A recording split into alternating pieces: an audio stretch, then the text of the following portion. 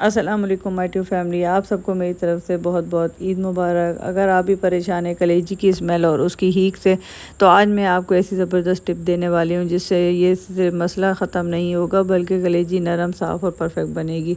शुरू करते हैं अपनी रेसिपी। बिस्मिल्लाहिर्रहमानिर्रहीम। अल्लाहुम्मा सल्लि व सल्लिम अला सय्यदिना मोहम्मद सल्लल्लाहु अलैहि वसल्लम। आप देख सकते हैं कलेजी, दिल और उसमें गुर्दे शामिल हैं। इन सबको मैंने छोटे छोटे पीसेस में कट किया है। पानी 1 कप ऐड किया है और उसमें विनेगर ऐड किया है और हल्दी ऐड की है। इन 3 चीज़ों को अच्छे से मिक्स करेंगे और आधा घंटे के लिए रख देंगे।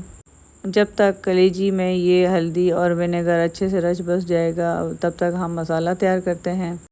एक कढ़ाई में हाफ़ कप या 1/4 कप आप ऑयल डालें और उसमें 3 से 4 अदद प्याज मीडियम साइज़ में ले लें और उनको स्लाइसेस में कट करके अच्छे से भून लें।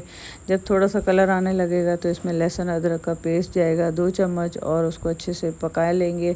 और जब वो पकेगा तो उसमें हम ऐड कर देंगे कलेजी। कलेजी को अच्छे से धो लेना है और उसकी स्मेल हीक सब कुछ ख़त्म हो जाएगी इंशाल्लाह। ये 2 केजी के बराबर कलेजी, दिल और गुर्दे हैं। इन सबको मैंने अच्छे से वॉश किया है और इनको पका लूँगी।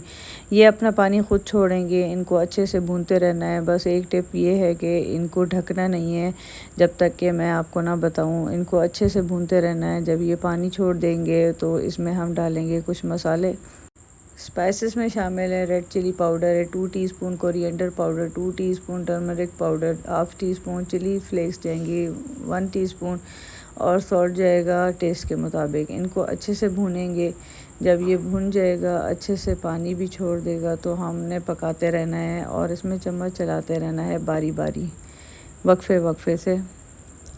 जब कलेजी अपना सारा पानी छोड़ देगी तो हम इसमें टमाटर को कट करेंगे दरमियान में से और कलेजी के ऊपर रख कर थोड़ी देर के लिए ढकेंगे ताकि जो ऊपर का छिलका है वो नरम हो जाए। फिर हम उन छिलकों को निकाल देंगे एक एक करके।